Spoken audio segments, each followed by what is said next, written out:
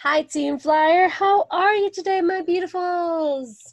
We are back with the beautiful and the wonderful Belissa Escobedo. Hi. Hi, How are you, my love? I'm good. I'm so happy to be back on. Yay! We are definitely back. I mean, we're definitely back, of course, but we're definitely happy to have you back, guys. Always back. So yeah, we've had you all month long for our very Go to Fly special event, of course. For those who just listening in for the first time, this is our third week, and excuse you, go back and listen to the other two. We still love you though. But yeah, we've been 2 episodes in, and we talked about eating disorders, and we talked about self-love and care for your birthday, which was last week. Yes. We celebrate that together. And Virgos. yes, Virgo energy.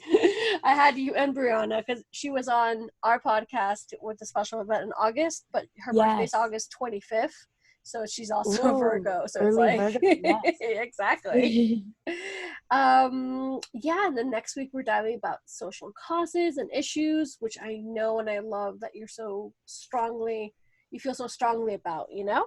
Yeah, thank you. Of course. Oh my God. Can't wait. Can't wait. So, today, I love this episode as well because it's the best of both worlds. We are talking a little bit more about breaking stigmas with eating disorders, of course, which we talked a whole lot in depth about on the first episode. So, go back Mhm. and listen to that one. But also about Latinx representation, which is so important, especially because of what you participated in. If you haven't known, well, you'll find out in a second, basically. So yeah, for those who don't know yet, actually, better said, why not now? Let's just do it now. Tell live. Tell me Yeah. about yourself. Tell us about yourself once more. So, as you may have heard, my name is Belissa Escobedo. But I'm based in Los Angeles, born and raised, and I'm an actress. I've been on ABC's Baker and the Beauty, which is probably like my biggest thing. What? Oh, love that And show. then, yes, I know. And then I've also done, like some poetry and definitely always try to stay involved in learning and like the activist community. So, I do a lot of You things here do. and You there. do. You do. You dive into a lot of things and you should give yourself more credit. And now I'm doing And podcasts. exactly. I mean, come on, you do it all right now. Yeah. And you just spread that positive message over and over again, and not only a positive message, but you spread a message of like social change and causes. I know, next week's episode we get it, Ariadna, We're but it's getting so too into important. it. I know, I just love it so much. But we're talking about Baker and the Beauty later today, and I'm super Yes. excited about that because representation matters. So Yes. before we dive into all that, let's talk about experiencing a level of addiction. Let's tackle that in a little bit. Yeah. So,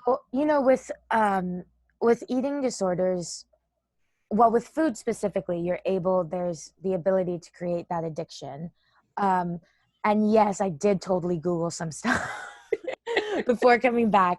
But, it is talked about a lot in treatment, about how eating disorders can become an addiction, or there's addictive, tendencies. Um, and so with that, it's this unhealthy relationship with food that I was really addicted to. The like toxicity of it, and the mainly, seeing the number go down, and that's what I was addicted to. And it's because you get these temporary feelings of happiness, as with any addiction, you hear that all the time. It's these temporary feelings of happiness, and I would get that from, the most common like addictive eating disorder is bulimia, because you're addicted to not only the eating but the purging as well. And so that's really when I was struggling the most with addiction. um, and it's these moments of happiness that just turn into all of this regret, and it makes me feel worse, always made me feel worse. And the biggest thing were the health consequences that come with addiction, which I feel like is always brushed over.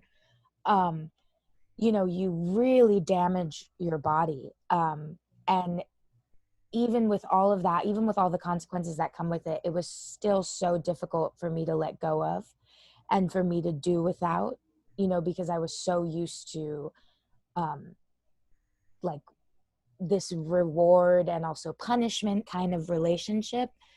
Um, but yeah, I think that once I learned about that in treatment, it was almost like a moment of a like realization of like, okay, you know, that there's steps to get through this, you know, there is a guideline. So it was a bit more relieving, I guess, but yeah.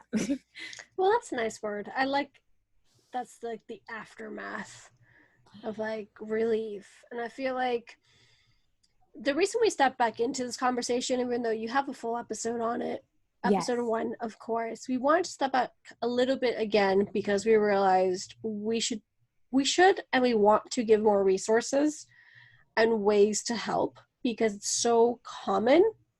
People don't Yes. understand how common it is and how it comes. It really, really comes in all shapes and sizes and sexes. Like, men also can have eating disorders. Yes. Like, please normalize that, in the sense of like, be aware that it does happen. Just because you're a man doesn't mean that you don't have an eating disorder, or you can't have an eating disorder, better said.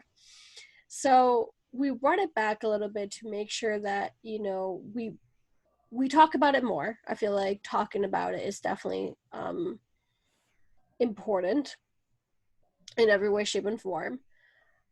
And then also, like, to bring up things like you said, you know what I mean? Like, with the moments of happiness, in that, like, it gives you, better said, it gives you false moments of happiness. Yes. Yeah. Because moments of happiness are a good thing. Like, that's like recovery mode. But like the ones when you're on a high, doesn't matter what you had or not had in general. This could be like, if I go back a month for Brianna's episode, we talked about addiction to like weed, addiction to alcohol as well. Addiction, period, in general. Whenever you are on that quote unquote high, nothing else really matters but the burn that comes after that, like the crash and burn. That's what I'm trying to say. Yes. Like, of course, people always want to be addicted to, even in eating disorder. Like, it's so easy to do.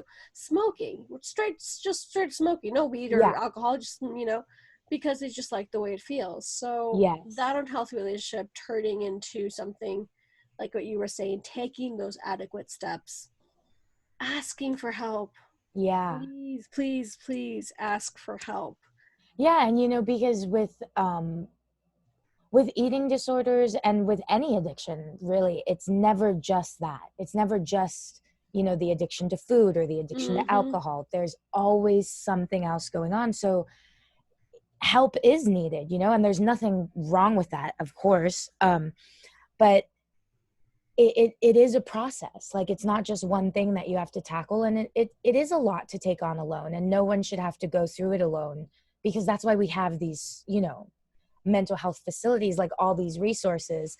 That's why we have them, is so it isn't this incredibly difficult thing to overcome, because it is, to go through by yourself. It really is. I'm sorry I cut you off by accident. I'm so sorry. No, don't worry. But that's the thing. It's like, there's so many resources out there, and there's so many ways to find help. And even if you think you're alone because you can't talk to anybody within your like personal circle, you can always reach out to someone online, because they do exist for a reason, like you said. And it's a struggle. It's something that, like, because I've gone through eating disorders. I've come out as bulimic, as anorexic, way back in my teens, and my weight goes up and down, and even to this day, which that's why I'm so happy with your, not with your episode, of course, but with you sharing your story, better said, because it doesn't come in any shape and size. I get teased on, like, oh, how come you have an eating disorder? You don't have one. Like, look how fat you are. And you're like, you don't know me. You don't know what I eat or not eat. Yeah. You don't know my struggle. Gladly, and little by little, we're okay each and every day a little bit more, because the steps, and it takes time, and a lot of self-love and self-care, what we talked about last week. But yeah, it's kind of that realization of just making sure you're not alone, making sure that you get help, and that it's what's it called? It's a journey. It's literally a journey. Yeah. All right. So getting a little bit more, well, not getting to more eating disorder, something we're already talking about it. So No. We know for a fact that in our society and culture, even, it is swept under the rug again and again and again and again. How does this make you feel? Really, it just makes it makes me feel invalidated, as I'm sure so many, you know, people like you who have struggled with eating disorders. It just, it's like, when is it, when is it going to become important? When are we going to be heard and treated, essentially? Because that's what we're asking for, is just like this. It's like uh, a call out for help whenever, you everything about it. But it's I like mean, hard to that put into words. But words, what that were you word said saying? it all. Like that word invalidated said it all. Yeah, and it's that simple, of just like, you are invalidating our experience by not acknowledging it, and by constantly coming up with these excuses of like, just, like, oh well, she'll grow out of it, it's a teenage thing, like I went through this when I was a teen and I'm fine now. Or like, it's not that bad, maybe if she were thinner, like sickly, it would be an issue. Or like, it's not it shouldn't have to reach a level of almost dying in order for someone to take it seriously. Like, it's a mental, it's all up in your head, and then the physical stuff is just what happens as a consequence. Exactly. um I love how you said that. And I really want yeah. to take note on that, because that's what a lot of people don't realize. They're like, oh, it's just she's doing it, or they're doing it, better said, to their body. It's like, no, this is a mental thing. This is like, Yeah. even when, I can't stress enough. I mean, if you haven't heard Brianna's, go back and hear it, because her story actually revolves about mental illness, and she was, honest and open enough. But not only Brianna, like any other Go to Fly episode that we can find talking about this eating disorder in particular, or addiction in general, it goes back to mental health. This is why, like, Yes. it's so key to be to stay in tune with yourself and be mental, like check in on yourself mentally. That's what I'm trying to say. Yes. So Yeah, absolutely. um why do you think it's so common to ignore the signs, even people are so aware, like, that this is happening, because we see it all the time in social media, we see it all the time in movies and TV shows, that, anorexia is a thing, bulimia is a thing, eating disorder is a thing, but Mhm. we still ignore the signs. Why do you think that is? I think it's a few things. I think it has a lot to do with how we're being presented this information of eating disorders. And with social media, and with, especially with TV shows and movies, we are being told like what eating disorders look like, especially if this is your, first experience with it is from watching a movie. If you see like a thin, skinny white girl on the screen, you're going to think, and it's all you see whenever eating disorders are talked about, you're going to think that those are the only people who have eating disorders, or that's what you have to look like in order to have an eating disorder, in order to be, classified as that.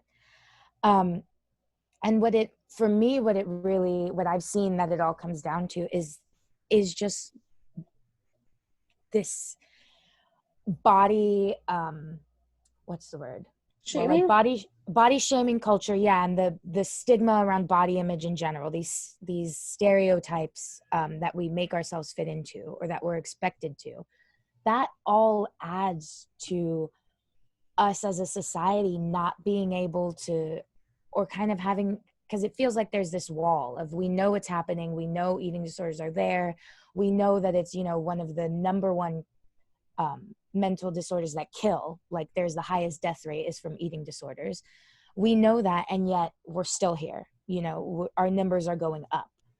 And it's because we have this barrier, this refusal to change the way we're talking about it, to change the way we're showing bodies, we're discussing bodies, or change that we're discussing bodies at all, because we just don't have to. But it really comes down to that, because that's what you see is so ingrained in these people who, are ignoring the signs, or most of the time when they're ignoring the signs, it's because of some internal discourse that's going on, and they might be ashamed of their own past with an eating disorder, or whatever it may be. But as a society, it's really down to like this horrible body image that we've imposed on everybody.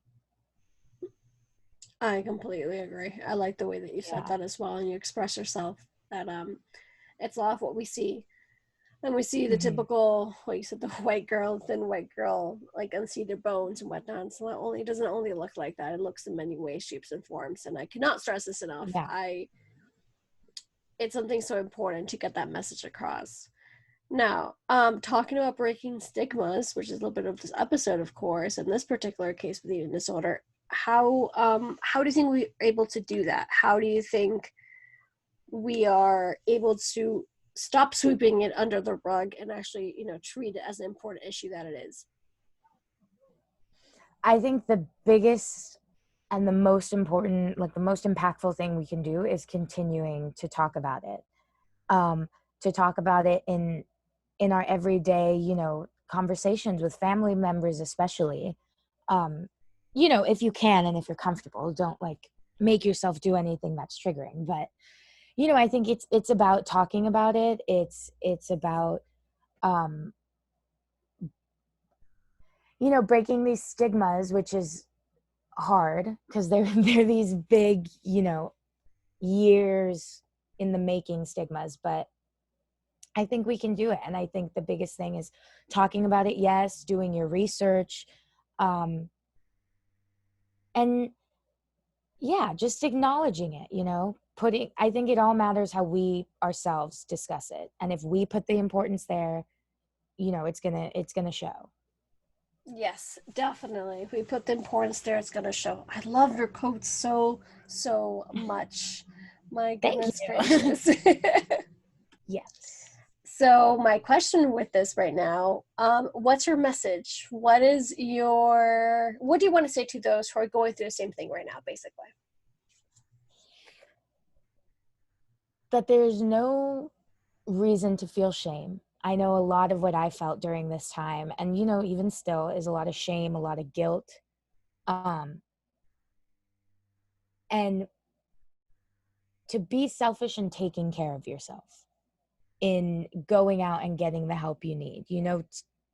Make that time for yourself, and again, with getting help, don't be ashamed of it. There's nothing wrong with it. You're going to come out better on the other side. And if because medical expenses are so expensive, I'm definitely going to give some resources that you can like link in the post and everything. But about other ways to keep yourself helping, like workbooks that you can do. There's so much. And so really it's just like, there's always a way out. And there's always people who are willing to help you get there. That's just, I love having you on, like hearing your words of wisdoms. And it's just, like we always say, even if only one person listens to it and helps that one person, that's what helps and that's what counts. And because, we're both recovering our different kind of ways and moments in our life, it always helps to talk about it, period. Yeah. So, yeah. Oh my gosh, absolutely. So, we've talked in depth about some pretty heavy topics, which they're need to talk about. We had to talk about them. We want to, of course. But now let's go have some fun. So, you express yourself, my darling, through writing and acting. And Yes. I know for a fact, I knew it through you, which is the coolest thing ever for me, that you had your first sparks of success via Poetry Slam. I adore Poetry Slam so much. I've always been a big fan. And when you told me about this, like I was already fangirling because you're, Belissa Escobedo from Baker and the Beauty, which a show that I love. And I was like, oh yeah, and also did Poetry Slam. And I'm like, oh my God, it's so amazing. So please tell us more about this. Yeah, the Poetry Slam is so cool. I definitely am so happy that I experienced that. But it was during high school, and it was a program that came into our school, and I was a freshman. And so it's all about taking, classical literature, classic poems, and then writing a response, which I was like, easy, yes, love creative writing assignments, because we took it as an elective. And then I found this, love for it. And there was a girl at my school who was already involved with the program. So like we talked more about it. And then eventually by my sophomore year, by that summer, or no, during that school year is when I officially like joined the organization. And we would go around, to schools in the inner city Los Angeles and do the same program that was brought to my school of showing them how to take a classical poem and then turn it into their own response. And we would perform our responses. And so then eventually we started working towards this competition called Brave New Voices, which is this international poetry slam, which I had no idea went on until I joined. But it's so, so cool. And so we were training for like months with that and working on these poems. It was me and 2 other girls from my school and then 3 guys. And so we wrote these pieces on every kind of like what we do, like talking about what we love, our interests, what our passions are, and then finding a common ground. And so we took those poems to this competition and we performed them, of course. But yeah, from there we just got we got this one person who reached out and took us to perform at the Hollywood Bowl with John Legend. And then from there, we went with Queen Latifah, which was the best day of my life. It was right before the Queen Latifah show got canceled. Oh my goodness. It's just, yes. I love creative writing and everything about it. And I love how, once again, I keep naming, or say it again, social changes, because they come hand in hand, especially for you, because I've seen your videos, of course, and I love your spark behind it. And then all of a sudden, like, oh, there's so many questions. There's so many like sub questions I can ask you that we can talk about. Yes, ask away. Because one, it's incredible that you got that far. You get to meet these people, but also people who are also standing out for changes and who are different and who are, who embrace themselves and who they are. And I just think that's killer, especially at that age, going through everything you were going through. You're like, no, this is what I like. This is what I'm going to do. This is my happy place. Yeah, no, exactly. And I was like at the, at a very heightened place in like my mental illness, my eating disorder, but this was like a healthy escape that I found, and also so healing, because I did finally write a lot of poems about, my struggles and everything. And that's what was so amazing, is like what you were saying about being around this community of like activists and all this passion. I had never experienced that in my life. And it's, to this day, is still just one of the most amazing things, one of the most amazing communities I've ever been able to like be in. But yeah, I mean, just being there, it was people from all over the world. Like we made it to the final round, which was amazing. And we were representing Los Angeles. And we were against, I think it was DC, Denver, I want to say, and then Cape Town. And so that was so cool, because I was like, oh my God, Look at that. Oh yeah. my gosh, final round. And that was my other thing. Like, the first thing is like, oh my God, so cool, because look at you go and you find your happy place, but also like the hard work that goes behind it. Like the fact that you're, not rehearsing, but you're building this up months after months after months. It's not something like, oh, I can write, and then this is going to turn into that. And no, it's like, it's so. Yeah, no, there's so much rehearsal, and it really gave me such a respect for slam poetry, because first of all, the writing that, we would hear, that we would experience, is just out of this world. Like the type that just gives you chills, just without even, you're just every sitting there. Single like, time, oh every single time. Yes.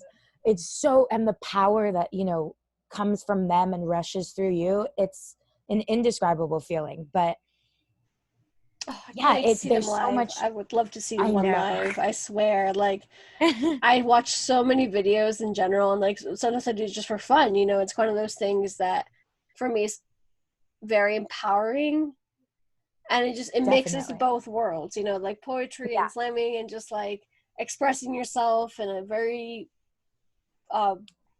particular way. It's not like you're reading poetry. You're not reading poetry, actually. No, it's nothing like, and that's another thing, going into it, I was like, oh, poetry, I can do poetry. But you don't realize how much work these slam poets put in, because when you watch that performance, it is the best that they've ever done it. Like clean, no mess ups, like just on point. Like if you were going to see a play or a dance recital, they put in just as much work. It's artistry what they do. And we would train I mean, I think there was like 2 weeks before we went to Philadelphia to do it. And those 2 weeks before, it was over the summer. So we were there from like, I want to say it was like 8 a.m. to 8 p.m., just drilling in these poems. And we knew them. I still know them like the back of my hand. That's how hard you drill these poems into yourself. But it was amazing. I like loved it. Loved every second. So incredible. I can't wait to hear more. You also have quite a few videos on YouTube showing off your slam skills. How is that like? Yeah, that was really cool. So a few of those are from the poetry slam, like the B&B competition that we went to. And so those definitely are so awesome because you can feel the energy from the audience, and like it's all about feeding off of them. And so those I just felt like were the most like powerful we'd ever done it. Like I love rewatching those. You know, having stuff on YouTube is always kind of scary. You know, anyone can come watch it, but the haters are my motivators. That's what I always say. Reach. Reach. Oh my God. I love that so much. Honestly, my poetry coach during this always told us, like, if you're not making someone angry walking out of that theater, like pissed off, you're not doing it right. Like if you're saying something, you know, that this is why I freaking love you, because you're about that change, and you're so passionate about it. And then you add like the poetry slam on top of it. It's like, if you haven't heard her, go Google her, go YouTube her. Like, I swear, or even poetry slam period, because they drop knowledge on knowledge. Yeah, absolutely. And it's all about that. It's you know, my coach would always tell us to leave everything on the stage. And I still go by that even without poetry slams, because I just think that's an amazing thing to live by, is, you know, leave everything up there and know that you're getting up there to say something, and you have to love it. You have to be passionate about it, or else, you know, just like with anything, it's going to show. It's going to show. And I feel like that's for anything, even from like an episode from podcasting. Like, we talked about it briefly, and it's just like, yeah, it sounds like, oh, these two girls are just talking, which we are. It's a safe space. We're chilling. You hear a lot of background noise, you know, like we're getting into the whole thing here. But still, like, you have to have that energy up, because you're still not only entertaining by any means, but you know, you have to bring your A game, because you are performing, because it's still, you know, you're recording. And you might be on top of your bed and I might be on top of my bed. That's the least of people's worries right now. It's the quality of doing that. So it goes from something like this to all the way, of course, poetry slam, and like you said, theater. You leave it all on that stage regardless. So F yes. What was your favorite part? Let's see. Definitely like the community, like I had said, like just being around them. But I also think all the traveling I got to do, we would go to a lot of schools because they would book us for the poem after, you know, it was on YouTube and they would see it. So they'd want us to come and perform. So I got to go to a lot of colleges, like being a high school student in front of all these college students, being like, yeah, your school booked me. No, I'm kidding. But it was really cool. And it was cool to meet all these people and talk to them. I met so many people through poetry. And I think that was so cool because I never expected that going into it. So how much it opened me up to the world, I think that was my favorite part. That's so nice. So is that the moment that you realize even more that you want to be an actress or in the industry? I think so. I think that definitely added to it. I think just because I experienced this, you know, being on a stage, not really the like getting the recognition part of it, but just people appreciating the work and seeing other people doing that same quality of work and learning from them and learning the back ends of, you know, how a performance works, of how a show goes up. It really inspired me of like, okay, this is what I want to be doing with my life. Like, I do want to be constantly traveling and meeting different people just to show them, you know, what I do. Yeah. I adore that. It's like, for me, it's one of my favorite words, of course, is community, and that's what it's essentially what it Yes. is. For Yeah. anything, for, when you talk about mental illness, community, because you're not alone. When you have something fun like this, it's like, oh, you see it, and you see people like do the same kind of thing with a passion, and it's contagious. At the end of the day, Yes. it's contagious, and it's something that I think we all need, without a doubt. So from there to, of course, the wonderful and most amazing show ever, Baker and the Beauty. Woo! How was that like? That was amazing. Also an experience of a lifetime. The cast, everybody just was perfect. Like it all ended how it should have. And I never would have dreamt that. And so it's awesome. I feel like there's so much I want to say, of course, as always, when it comes to these kind of things. I'm a huge advocate of showing up for people. I'm a huge advocate of just really talking the talk and walking the walk. So when I say like we need more representation, you best believe I'm gonna be watching their shows to be like, at least get you the ratings. I may not like it. In this case, I love your show, by the way. But I mean, I had this joke I keep saying her, but it's true, with Brianna. She's on Team Kaylee, or she was on Team Kaylee. Oh, right. Yeah. On Netflix. And I'm like, I had your show in the background. I was like, I had a confession. Like, I did watch it. It's just, she's like, girl, do not worry. This is made for like preteens, basically. I mean, you look like a teenager, but we know you're not one. So it's okay. But still, like, like, with this, it's like you got to show up where it counts, and this is exactly where it counts, of course, because we need more of you / us. But before we go into like Latinx representation and what it entails, I know for a fact that you shot the first episode in Atlanta. However, the rest was in Puerto Rico. Yes. What was it like? How did it feel? How long did you stay? Yeah. So we filmed the first one in Atlanta, and then the rest of it was in Puerto Rico. It was amazing. I had never been to Puerto Rico, so that was my first time. And we stayed there for, I want to, 5 months. I was out there for that was really nice. just living in, Puerto Rico, and oh my God, like I miss it every day, honestly. Was it your first time there?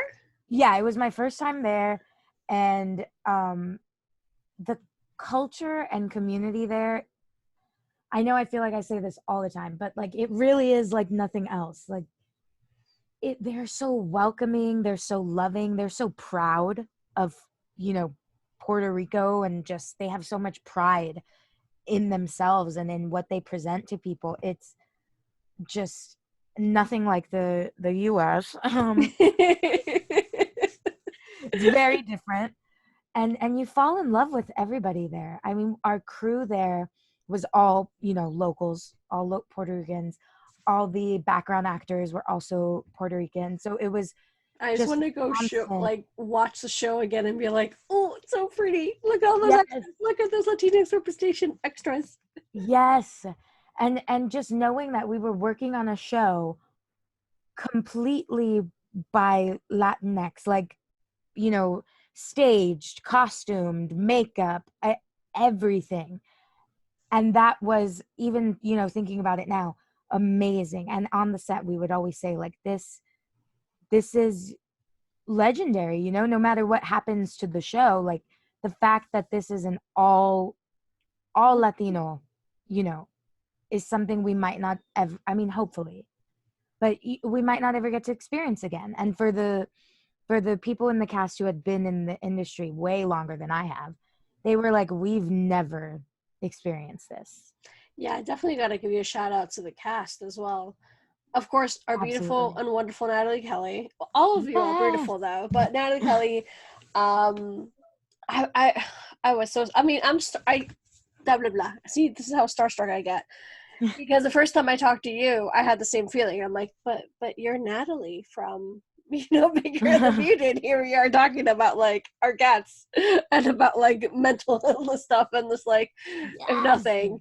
But talking about Natalie, not to confuse. So Belissa Escobedo's character is called Natalie. That's what I was trying to say there. But going back to Natalie Kelly is But if you'd like to confuse me as Nat Kelly, please do so all the time. all the time. All the time.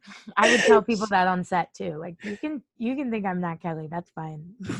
I'm all good with that. Oh, she's such a sweetheart. She reached out to me a few months back. She randomly found me, and I was so like, oh my god, it's incredible. First of all, thank you very much for acknowledging the Always Believer and like what I do. And we started talking about, that's when like they were deciding whether to keep, you know, Baker and the Beauty canceled. Sadly, for those who are wondering, it did get canceled, which we're very upset and sad about. Yeah. But yeah, we talked a whole bunch, and I was like, hey, come on our show. And she actually ended up shooting an episode with us for Latina podcast, actually. And yes, I heard that. Yeah, so like social changes and beauty and everything that's Natalie Kelly rolled into one. That's that episode that you must check out if you haven't done so yet. But yeah, the cast, we had Natalie Kelly, we had Michelle Ventimiglia, we had Victor Rasuk, I think that's his last name. I think I say it last name. Lisa Vidal, of course. I feel like I'm forgetting people because of course it's me. Carlos Gomez. Exactly. And then David Del Rio. Yes, David. Oh my gosh, like super shout outs. That's the main cast, including Natalie Kelly, because it's a family. It's your family of 5. Yeah. And then Natalie Kelly, of course. And Michelle Ventimiglia, the ex-girlfriend, even though I'm like, she's not the ex-girlfriend. She's like a powerhouse of a woman. Like, stop calling her the ex-girlfriend. She absolutely Oh is. my god. She's such a powerhouse. But kudos for that cast and like everything about it. I feel like I felt every single episode since like take 1, because, well, 1, I grew up in Miami, so I guess that helped, even though I know you shot in Puerto Rico, which is always like behind the scenes kind of stuff, you know what I mean? But even before that, or beyond that, better said, it's the best of both cultures. The way that I forgot their characters' names right now. Maddie, like your mom, basically, Maddie. And Rafael, your parents in the show, right? Yes. Their love for one another. Oh, I know. Just the way they spoke Spanish as well. So there was a lot of little Spanish words and sentences all around. Always speaking Spanish on set. No one really spoke English except me and David. Like, how's your Spanish like? I know Natalie definitely got so much better. Okay, good. I know Natalie's learning. I know she's better than what she Natalie's thinks really good. She's way better than what she thinks. She's like almost fluent, I'd say. Yeah. Because she's always like doubting, and I'm like, no, stop. Like you can communicate with me. Yeah. But your Spanish got better alongside David's, of course. Yeah. Do you have any behind the scenes stories? All of them probably have to do with David, because we were always having the most fun on set. There was this one time when we pranked Victor. We pranked Victor on his way to lunch because we knew that he would like scream and get really scared. So I have the video and everything, but you know, it just the whole thing, like it was total brother sister vibes the whole time. And it just felt like a family on set of just like pranking each other, you know, gossiping. No, just kidding. No, but you can totally tell that was the vibe, because every single episode, like, you felt it's one of those shows that it just went off the screen. Like, you can feel it from, you know what I mean? Like, you can feel it no matter where you are. Your scenes with your on-set brothers are hilarious and fun and so heartfelt. You did have a lot of scenes with David. You had a few with Victor. I did. Victor was off gallivanting with Noah Hamilton. But David and I had a lot. Yeah. And I think, you know, we meshed together so well, and like our comedy, and I know I was always like, oh my God, this is the best thing ever. So I think we got a lot more scenes together towards the end. Definitely. And then not only do I want to like make sure people understand how important Latinx representation is, like you said, there was the whole cast, the whole crew. Like, I really hope that there's more of us like this. Um, I also wanted to ask you um about your character. Your character, I mean, how can you not fall in love with Natalie? First of all, fall in love with you as an actress, but also just she's so driven and real and passionate as well. Like every single woman in that show, just oh my god, I need more Bacon the Beauty. But point being I is, know. you because it was so perfect. Like it's not like because I'm talking to you, I'm like very honest. I'm like, okay, I'm gonna be nice. But no, there's shows that like I told all my friends about. Like this is one of them. Like this is Yeah. like even though it's only 9 episodes. Point being that your character also was struggling, and spoiler anybody at this point, right? She comes out, Yes. and I feel like the reaction of your parents, or on-screen parents, of course, Maddie and Rafael, the reactions of even your siblings, but that's why we're talking about David, for example, because Yeah. you had a very powerful scene with him as well. How was that? How was it like to portray not only, a curvy Latina, not only a Latina period, but Mhm. also, lesbian one? It was amazing. It felt very therapeutic to, go back to that time when I did come out, but definitely wasn't the same. It wasn't as dramatic as Natalie's coming out.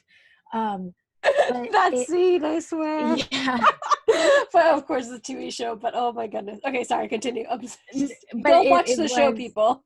yes, please. But it was just very nice. But it was nice to do it, to be in that character. But most of all, it just I felt so lucky and so honored to be able to portray this character on ABC, on the show, about a Latino family. It felt really amazing to know that this was going to be on screen, because I know I would have loved to have seen someone like me on screen with that story. So, yeah. I I adore that, because I mean, my next question, so it's kind of a mix, and I know that we've been talking already for a while, so we don't have much time left. But how do you feel being Latinx in the industry? I think it's amazing. I mean, a lot of the time I'm just like, I'm an actor in the industry, who cares? But it is about being Latinx, and that's something that I can never erase about myself, and I think it's opening up a lot more opportunities in general in Hollywood. We're becoming the writers, we're becoming the directors and the producers, and so things are definitely changing. You're seeing like more shows, that are more like us, are more stories that we can tell. So I'm really excited about that. Definitely. I mean, with Yeah. Baker and the Beauty, I felt in every single scene. We have One Day at a Time, we have Love Victor, we have Yes. Yeah. Hentified. Oh, I love Hentified Me so much. too. I was like, when that came out, I stayed, I think, till midnight to watch the first episode. And then I really had to go to bed because I had to. But like, I woke up early the next day to watch another episode, and because I couldn't wait. Yeah. I didn't see them in a row because I had to go to work, of course. But point being, like, I was so excited for that, and I'm like, I'm not even Mexican. Like, I don't even know what that feels like, or like in Yeah. that kind of sense. But still, it's like you're so proud of what you were saying, because they were directed by Latinx, Yeah. and all. I